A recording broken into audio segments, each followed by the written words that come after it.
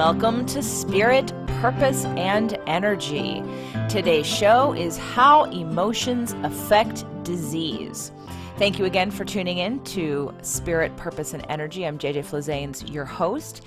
And this show was originally called Connection Between Emotions and Disease. We're not going to go as far as major diseases. We're going to start with sort of general things like back pain and anxiety. And again, just like in the episode before this, I want to apologize in advance that the sound quality isn't up to the level I'd like it to be.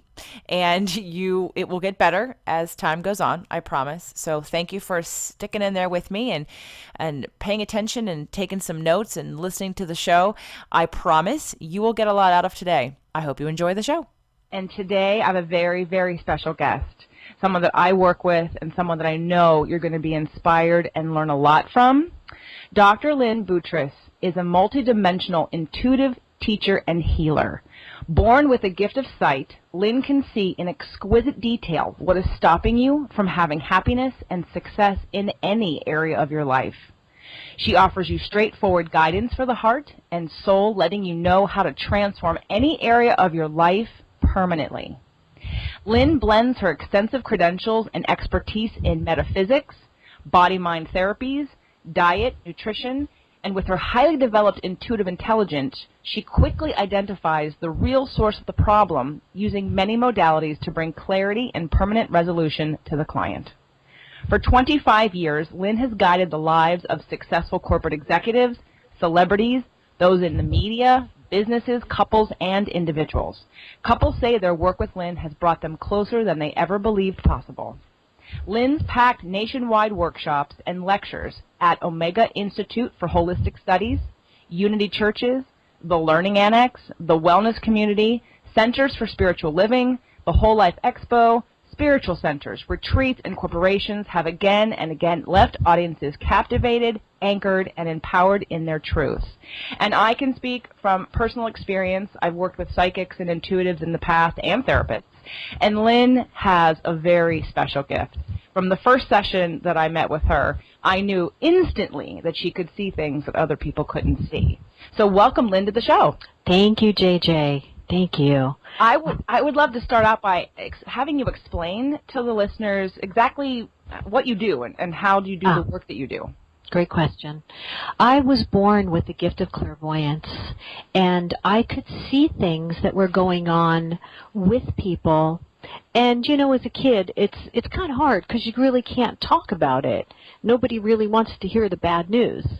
And it took me until I was around 35 to be able to integrate it to help people get well.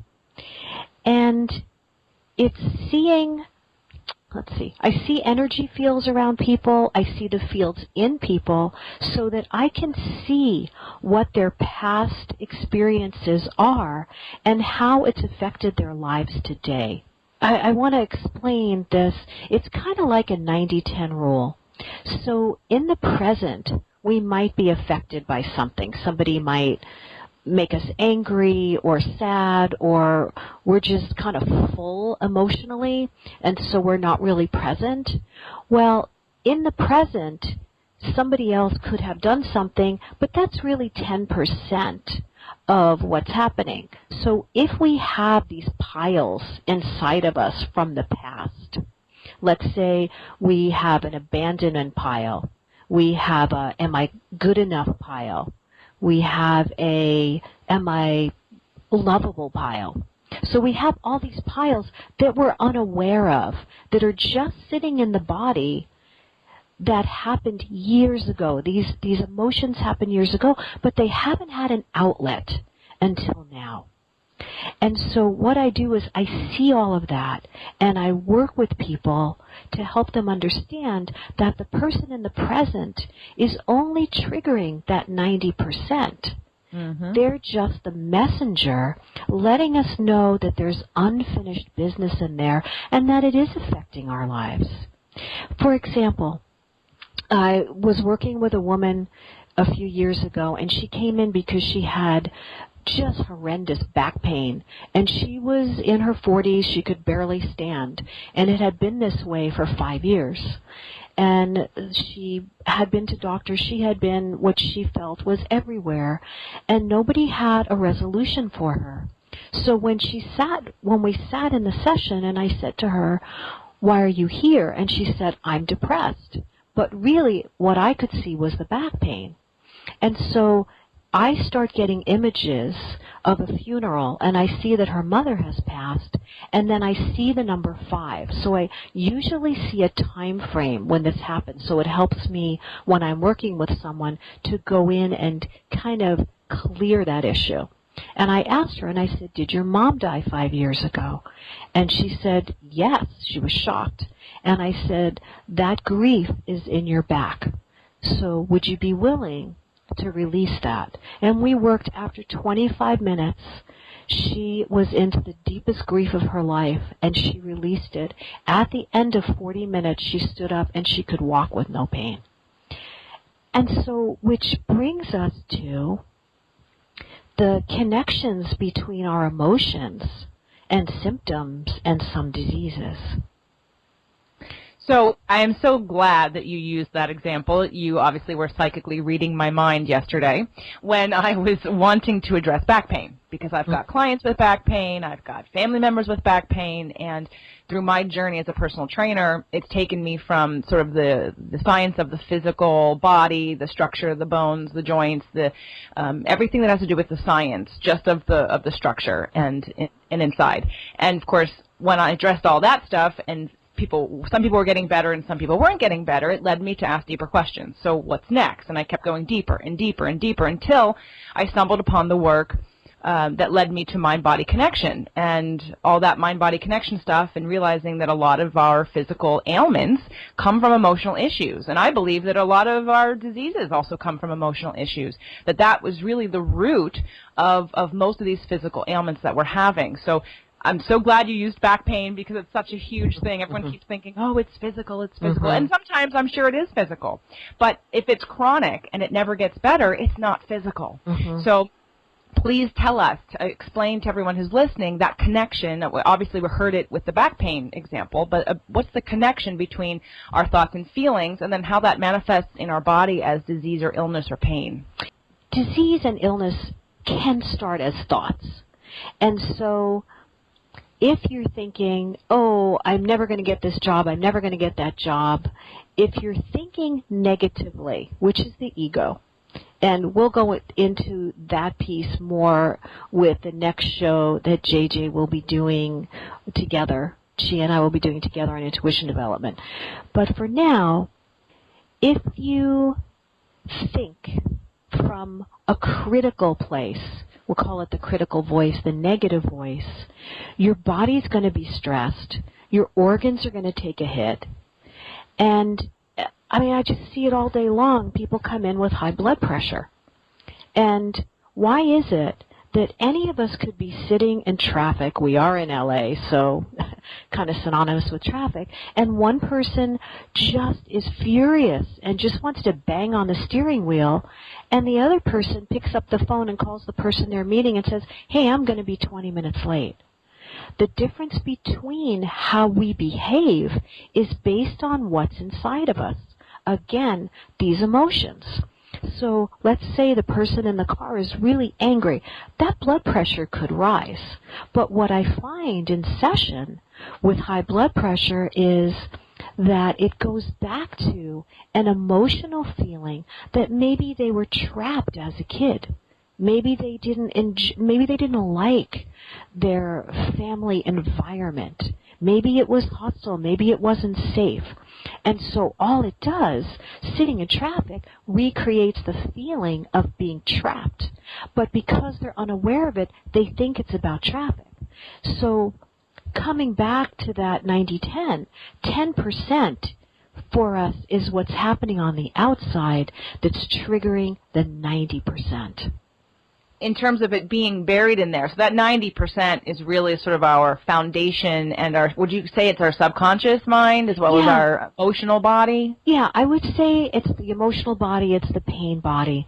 And sometimes we're aware of it, but most people are not aware of the impact that old memories, and sometimes it's things we don't even remember, have an effect on us until we actually go into the body, because feelings buried alive do not die. They stay in there until we work with them and kind of free them. And that's why this is such an emotionally freeing process. I had that experience actually in our last session with the EMDR, and for those listening that don't know, EMDR stands for Eye Movement Desensitizing Reestablishment. Lynne, can you talk just a little bit about the process of EMDR? Yeah, I can talk about it from an energetic perspective, okay. And it's basically you are thinking a thought or holding a feeling, and there's many ways that it can be done with instruments, or a therapist could use their hand, and it's moving bilateral for the brain. And what happens is it takes the emotion down, it takes the charge down until you don't feel it anymore. And so this is a wonderful way. It is such an effective way to work with traumas. And sometimes people say, oh, I don't have any traumas. We all do. We all do. That just means you're not aware of them as traumas. But your body recognizes them as traumas. If you think of a walnut and the wound being in the center, and we build these protective coatings around us, like the shell of the walnut, and people can't get close to us because we're afraid of being hurt. We're protecting the wound. That's a great image, and from experience, I sought out EMDR. I've worked with, I think you're the third person that I've worked with for EMDR, because I noticed that consciously, my conscious mind, I'm very curious. I've always asked why. I always try to find out, why am I responding to this the way I am? Why do I feel this way? What am I interpreting? And I do the work that I can, but when I got sort of hit the wall, so to speak, of, okay, conscious mind is not helping this, and I learned about EMDR, I thought, what a great tool. I need the next level. And I don't have, I think people judge their traumas by how severe they are in comparison to other people. So while I've never had physical abuse happen or sexual abuse, I know other people who have had I've had a pretty healthy childhood, but along the way, of course, what came up in our last session, had to do with sort of my first sexual experience. And while it wasn't, and anything that happened that was in relationship to my own feelings about my body, feelings about sex, feelings about my femininity, and I know enough to not take that lightly, to have, and I think some people sort of brush it off and just think, well, nothing really bad has happened to me, so I must not have any traumas. But just like you talked about, and like I have experienced, it's all relative, right? I mean, everyone's trauma is relative to their life experience and to the emotional detriment or the emotional, what would you say, the emotional leftovers in your body? Yes. And I would say, if you don't have what you want, if you're not happy in any area of your life, there's something blocking it. And so while JJ and I are talking about traumas, it may not be a trauma for you. It may be a well-established pattern. And we don't even think about it, but again, come back to the walnut. We have established these protective layers so that people can't get to us. What I see a lot with couples is that because they've been hurt in the past, they bring the hurts, they bring the wounds, they bring the fears of abandonment and people cheating and all of that into a relationship. So if you have 20% available of you to bring to your new partner, how deep, how satisfying is that going to be? Or are you going to spend your time in the fear and in the anxiety? And so one of the things I want to talk about today is anxiety and what anxiety really is from the way I work with it. So here we have these feelings in the body, and anxiety is not really a feeling. It's a body sensation. And it lets us know that there are unresolved feelings. It's a vibration that says there's something that wants to come out. And when you are working with the true feelings, when you go into the grief, when you go into the sadness, the pain, the anger, what's ever underneath that anxiety, the anxiety goes away.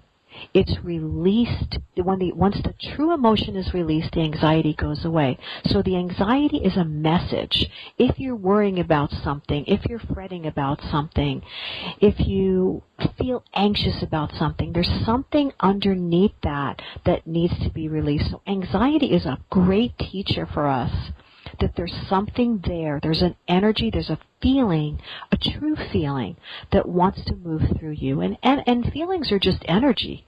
They're just buried alive, and they still have their own vibration, and they're still causing disharmony in our systems.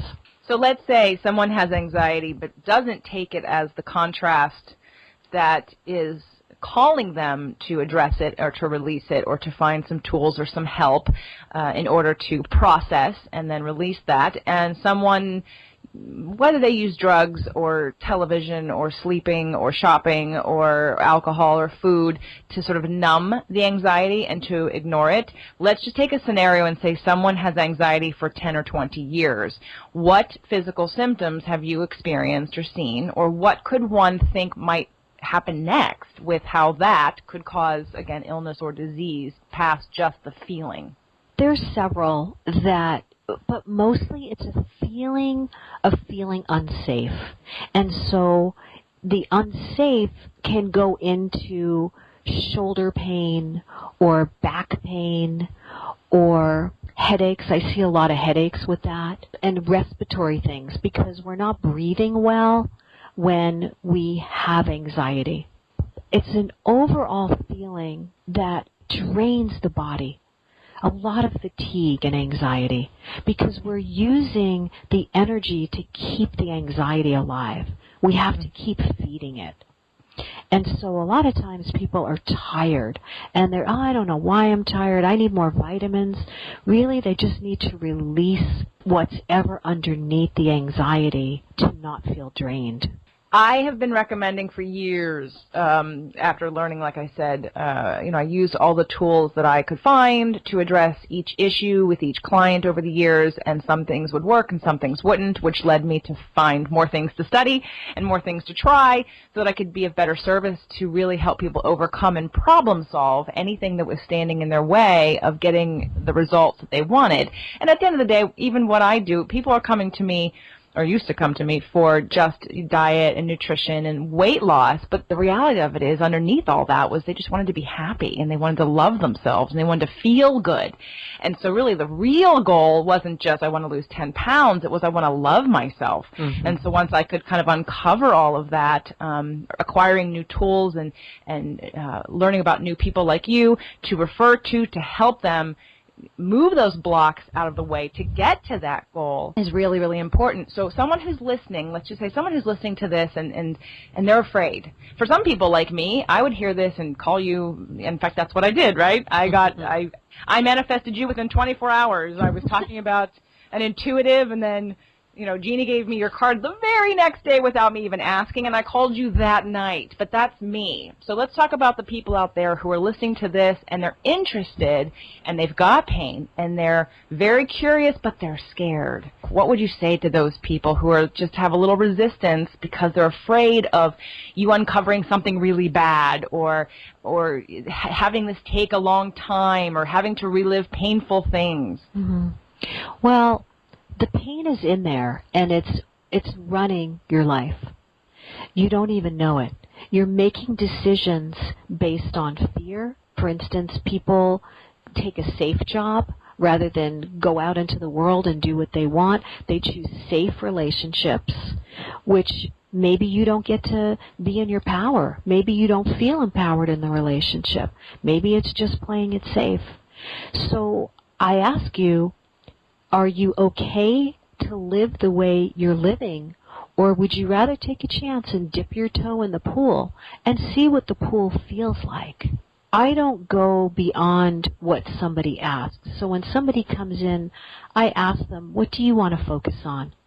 And I stay with that topic for them and give them clarity. People are just stunned with the clarity they get. And when you give somebody their truth back to them, we all want to be seen. We all want to be heard. And to have somebody see you and know you without you having to explain it, because you really don't know yourself, you want to know yourself more. Having somebody say that to you, here's what I see, usually people's bodies relax. Some people cry from the sense of relief because they don't have the words for what they're feeling. But I do have the words for them. And so that connection happens within themselves and their own truth. And then they want it. They want more. They want to be free of the baggage. They just want to fly in their lives to have and be who they really are. Absolutely. And I get excited, and I've had to learn to trust and allow others their process, which most of the time is slower than mine. But when someone comes up against one of those obstacles or an issue, and they have that resistance, which I know and I have learned through working with people and learning the difference between, see, I look at the problem and say, well, I know on the other side of this, once I clear it, the freedom that I'm going to feel, and I want that for you too. And, but giving others their space to find their own time and be ready for that is really important. So we've got one more question for you before we wrap up the show, but before we do that, I'd like to thank our sponsors. Did you know that there were factors other than diet and exercise that affect your body's ability to burn fat and lose weight?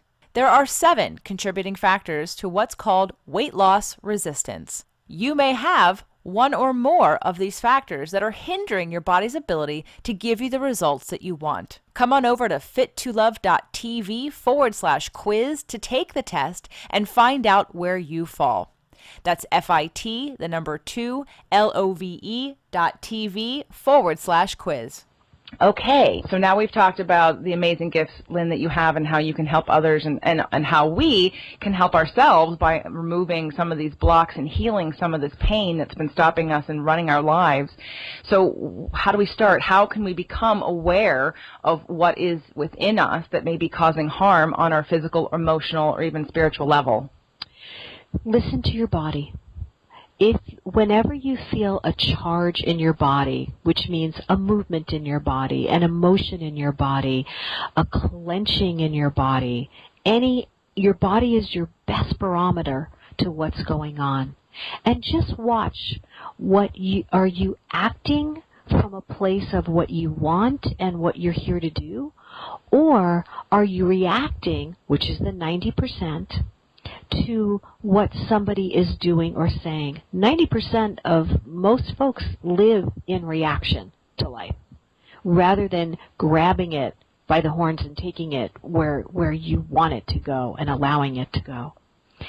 And one of the things I want to say quickly too is that the difference between my work and talking to somebody is that you bring what you know, which is 10 to 15% of what's happened to you, your thoughts, your feelings.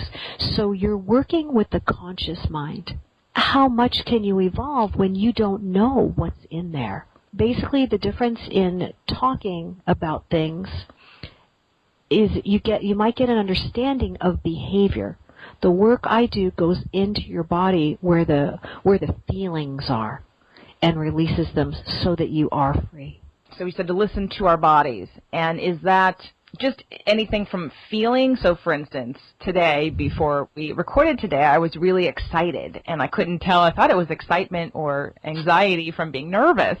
And I was just listening, and I decided to meditate. And as I was sort of listening to myself, my body did calm down after about 10 minutes. But as I was sort of listening to it, I thought, I think this is excitement. But it feels sort of like anxiety, or maybe it's a combination. Now, it went away, so I would, at this point, think that I have accomplished sort of processing on some surface level, sort of what that was about. Is it those kinds of feelings, or obviously it's going to be deeper issues, like you said, listening to your body? If I have pain, or if I've got a disease, or if I'm dealing with a chronic illness, or something like we dealt with my knee the other day. I just wanted to know if it was spiritual, emotional, or physical.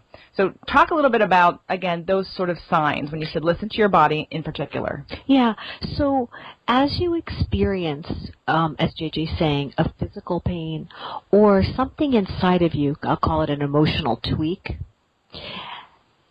stop, take a few breaths, be aware of it, and take a few breaths, and just as JJ did, sit with yourself, do some breathing, and ask yourself, what is this about? Empty your mind as best as you can, because you want to move away from the critical voice that has begun the process of creating the physical pain or the body sensation that you're having, like anxiety. You can't have anxiety unless there's something in there that it's connecting to. There's a fear there that something that's happening currently is connecting to. So ask your body. You can also stop, and when you get to a calm place, ask your body, what are you trying to tell me? What are you trying to tell me? And sit and wait for the answer. And if you don't get the answer, it usually means that your head is still going. You're still thinking. You're not fully engaged with your solar plexus, your breathing.